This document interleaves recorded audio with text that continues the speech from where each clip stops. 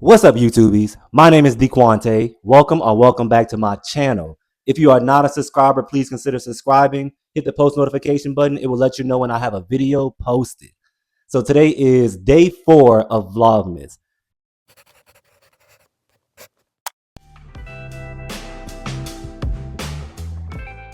So if you are new here, I started a series called Reclaiming My Power Once and For All. And in this series, I am kind of recapping my becoming of being a bisexual Black Christian man in America.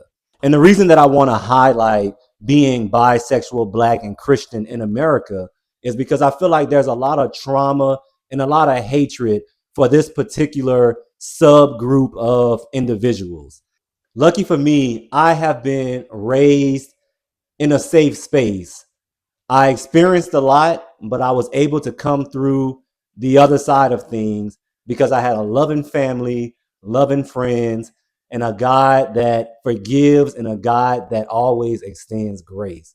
So it's important for me to tell my story and give you my testimony, if you will, because there are a lot of people that are scared to talk about their sexuality, people that don't realize what racism is, and a lot of Christians that don't really follow Christ the way that they think they are.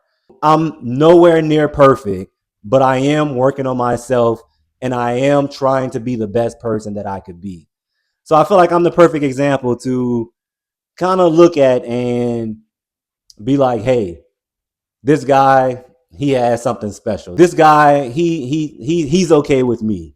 I want to be that guy for you and for everybody. So I just came from the gym. Today was a good day.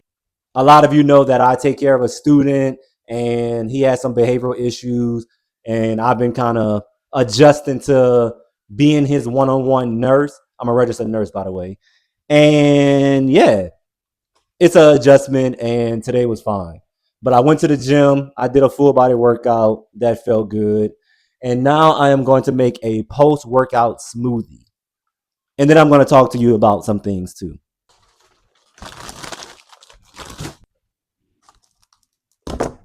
So,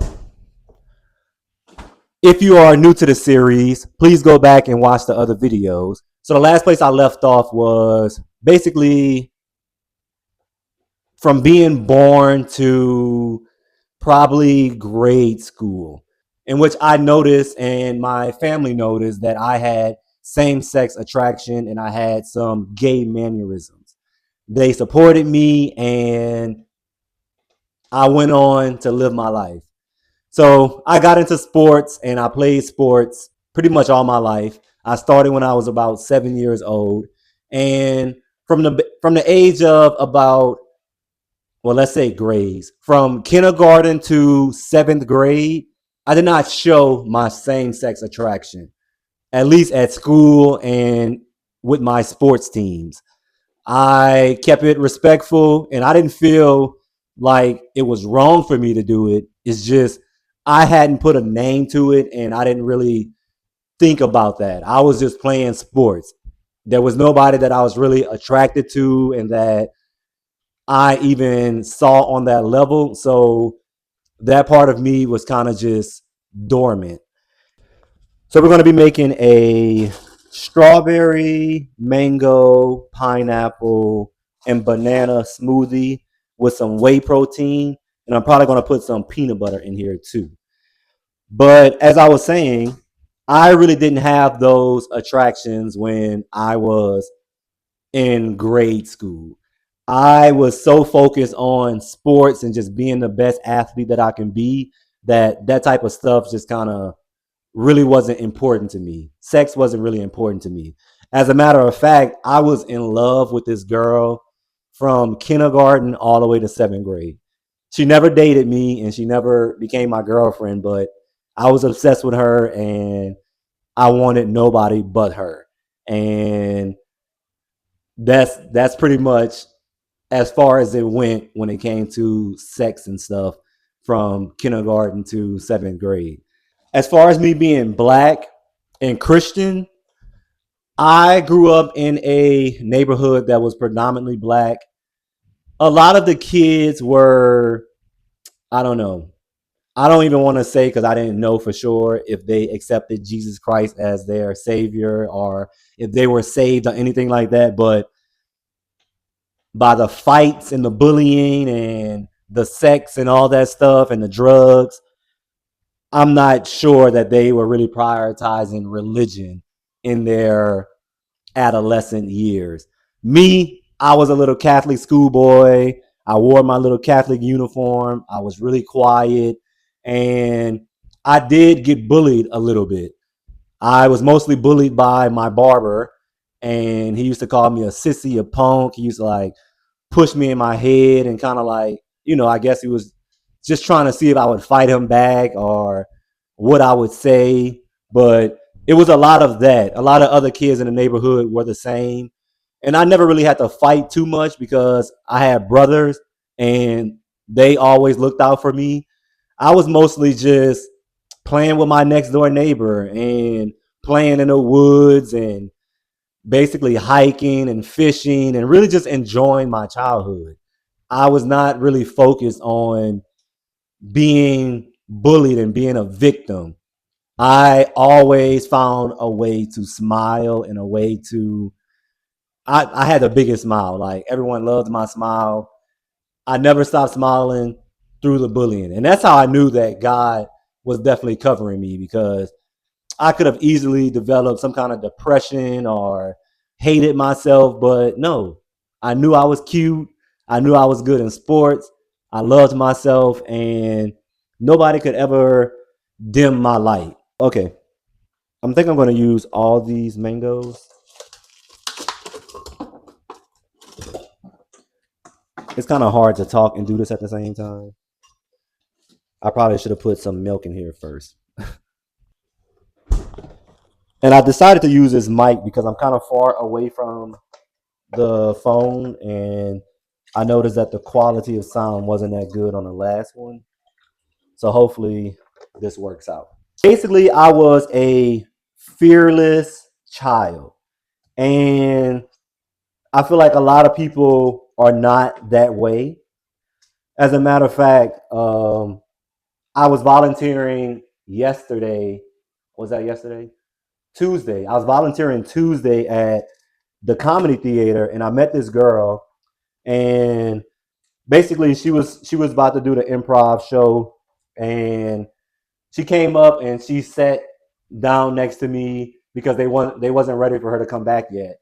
And she was like she said, I'm gonna sit here and annoy you. And I'm like, no, I don't think you're annoying. Like we were just talking and it's just like, passing time.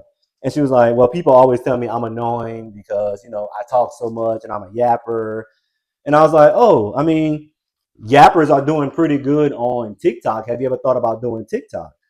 And she was just like, oh no, like I could never do anything like that because, I am just terrified of what people will say and all this stuff. But I'm like, you're about to do improv. So you're about to be on stage and pretty much making up stuff. People will probably think something about you then. And she just kept on making up excuses as to why she couldn't do it and all this stuff. And I'm just like, you know, you have to be able to march to the beat of your own drum. And I feel like that's something that I heard when I was younger. And I feel like that definitely stuck with me and allowed me to be the person that I am because I always just saw myself in my own movie and I'm just moving through life the best way that I can. And I have these little challenges and um, these little missions to complete. And it just felt good to be able to do that. But I know a lot of people are just really not that self, they don't really have that self confidence. And I don't know where I'm going with this, y'all. Where am I going with this? Hold up. Yeah, so at this point, y'all just allow me to yap like I be doing. Like especially on live. If y'all see me on live, y'all know I just be yapping. But yeah, I've always just felt like I was always moving like just like myself. Like that's one thing that nobody can say. Nobody can ever say that I was never myself and I changed up or anything like that. One of the guys I know since I was like 7 years old, he hit me up on Instagram and was like you haven't changed like one bit. Like you really are still the same person that you've always been. And I felt that to be so complimentary. I think that's a word. All right, so let's blend this up. I didn't even put the protein in here. All right, this smoothie is probably gonna be nasty as hell. It has good consistency. I like that.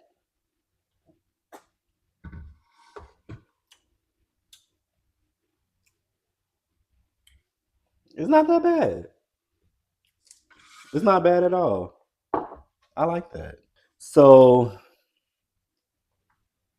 my sister and her husband are in town, and only thing I don't like about this is that they drive. They're in a truck. I remember I told y'all they're in an 18-wheeler. So I have to go meet them, bring them here, and bring them back. I'm not doing all that, especially because I'm in the flow of waking up at 5 a.m. and going to the gym after work and stuff like that. So no, I'm not doing it. I'm not. So I think we are going to. I'm either going to bring them some food or we are all going to go eat out somewhere. That's yeah. That's what I can do. As far as yapping, sexuality, Christian, black, it wasn't until high school that the sweat beads really started to flow as far as feeling sexual about things. I always had a girlfriend. Like I think eighth grade, ninth grade, I had a girlfriend like for a whole year. And then ninth grade, I had a girlfriend for the whole year. And then I moved to New Orleans and I got a girlfriend in no ninth and 10th grade. I had a girlfriend, and then 11, 11th grade to 12th grade, I had a girlfriend. So your boy stayed with a girlfriend, like, and I loved all my girlfriends. The first one definitely wanted to have sex. She was hot, and I never had sex with her. I didn't like this is TMI, but I made a TikTok about it. But I was uncircumcised growing up. And it wasn't like a full uncircumcised, it was like I was partially uncircumcised. And I did not like the way that my penis looked, and I just did not want to show anybody. She used to always like want to have sex, and I was just like, no, like I don't want to have sex. My other girlfriend, she wasn't on that, but we ran track together, and we just was like love and track, and I really did love that girl. But then when I moved to New Orleans, we like broke it off, and then my high school sweetheart, um, I lost my virginity in ninth grade. I ain't gonna say to who and all that, but I lost my virginity in ninth grade, and it wasn't even like a full thing because I couldn't stay on hard having sex with this girl, and you know that was a thing. I didn't have sex again until 11th grade. But when it came to the guys, I don't know. I was just never really attracted to any of them like that enough to put myself out there. There were a couple of white guys when I was going to this predominantly all white school, and we used to like I don't know white guys. they claim to not be gay, but then they do all the gayest things and say all the gayest things. So it was kind of like, I don't know. It was okay to play gay during that time. So I definitely played gay a lot, but I never really did anything. Like it never got physical. Besides like a little touching here and there, but like nothing too deep. It wasn't until I got to college is whenever things got physical with guys. But I don't want to get too deep in that either. I think I'm a talk more about that like in my one man show that I'm writing. But yeah, y'all let me know how was y'all's experience being gay growing up and coming into being you? Like, was it hard? Was it easy? Let me know. I want to hear from y'all. I feel like y'all don't really tell me y'all stories as much as I tell my stories.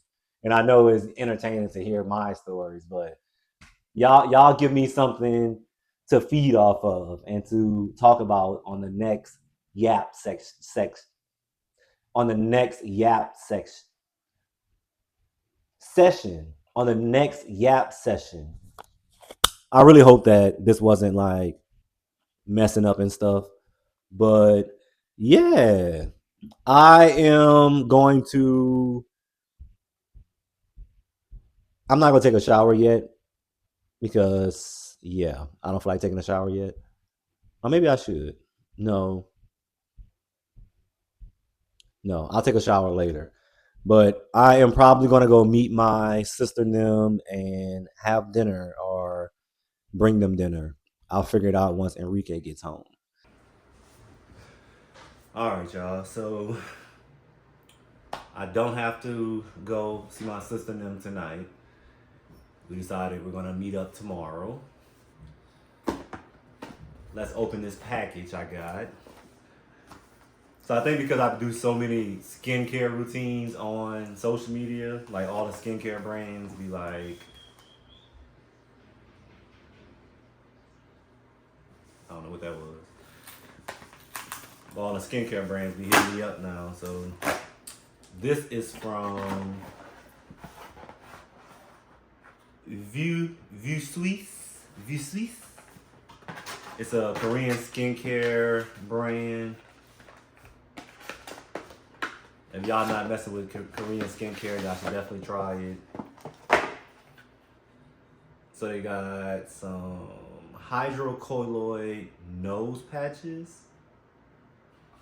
I don't know what this about. A nose patch. And then a chin patch. And a forehead patch. That's funny. This is the one that I am excited to try.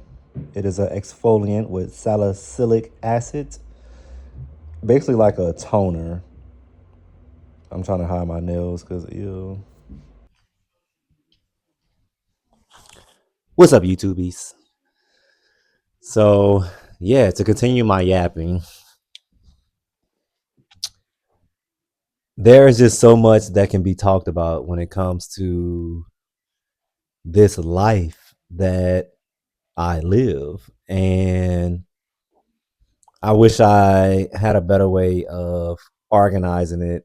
And I'll probably work on that. This is kind of like just a work in progress, a talking it out type of situation. But yeah, I think over the last few years, I've been really just deep diving into myself and just really getting to know every part of me. Like what the experience of being black means to me, what the experience of being gay means to me, what does God mean to me? And although I had these things like in mind, I never really just dug into it to really understand it. because so often we kind of just get caught up in life and don't really realize how impactful these characteristics are. And I think the more you know, the more peace you gain. And I feel like that is what has happened. I have gained so much peace from understanding more when it comes to being black, like really appreciating and knowing the history of our culture and what we've been through and the resilience that we have is so powerful. And also just being able to realize how this world treats and see people like myself. That's the reason why I put my face on my resume. A lot of people be like, don't put your face on your resume. It might ruin your opportunity of getting a job. That's the problem. Like, that's the problem. If we can't put our face on a resume, even though we have all the qualifications and they see the resume and say, oh, we're not hiring him because he's black or he's a man, that's a problem. It's not okay. So I put my face on my resume because I'm like, you know what? If you don't want to hire no black people, then push my resume to the back.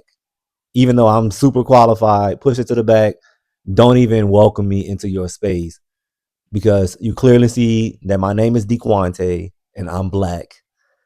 Black, biggie, black. So just don't even bother. Don't even worry about it. But if you're welcoming me in, I'm under the impression that you saw that I'm black, you know that I'm a man, and you're still hiring me. And that's still even backfired on me because y'all see what happened with my last job. I experienced racism and discrimination and sexual discrimination and all this stuff. Like, it's so embedded in this country and probably the world, to be honest. It's embedded in the world. Just so much hatred for things that are different. And I just want to be living proof that you don't have to live your life in depression. You don't have to live your life in anxiety. You can live your life and be the best that you can be because you know that you are the best. You're the best that you could be. You're the best because that's who God created you to be, the best. And it's sad that people don't think that they're the best. Rather you're white, brown, black, whatever, you should think that you're the best. Not in a cocky way, but just like a self-confident way. Because why can't you be your best? You have all the tools available to be your best. You can start from the bottom and rise to the top. There's so many stories of it. There's so many examples of it. If you truly want to be your best, then you're going to do the work. And if you feel like you mentally can't, then that's something that you need to talk to a doctor or a therapist about and get on some medication or something that can balance out your chemicals so that you can do your best. Like, we just have to do our best in this world. I feel like that's our only purpose. Our purpose is to do our best, to be our best. We all know what good is, but some people choose not to be good for whatever reason. And I'm not going to say that I'm just like I said, I'm not perfect at all. Like, I have my moments where I wish I was better, but it's that thought of like, I know I can be better. I wish I was better. Let me do better. But we're going to continue to dive into this and unravel all of these thoughts. And I've been watching, well, actually listening to podcasts. Am I recording? Let me make sure. Yes. I've been listening to podcasts specifically on these different topics like being gay, being black, being Christian. And I love hearing other people's thoughts on all of this. And I need to start my own podcast. I said I would, and I created my Substack, but I just haven't really worked that into my routine or my schedule yet. But I just love it. I love the feeling of truly being comfortable with who I am and talking to you guys about it. It is so refreshing, and I feel like it's exactly what I need to do. It's like I feel emotional right now, even saying it. Like I can feel like tears come into my eyes, and it's not like sad tears. It's kind of like it's just like you feel so light that it makes you happy, and I love it. I really do. I think that's going to be it for me yapping today. Thank you all for tuning in to this episode or this video on becoming and reclaiming my power once and for all. If you are not a subscriber, please consider subscribing, guys. Like, so many new subscribers are coming in, and I'm loving it. I get so much love on the lives. I know I need to get back on my Monday, Wednesday, Friday, but I'm working out my whole schedule and everything. But I'm loving creating. I'm loving editing these videos and posting them and hearing you guys' response. So please respond more. I want to hear more of what you have to say.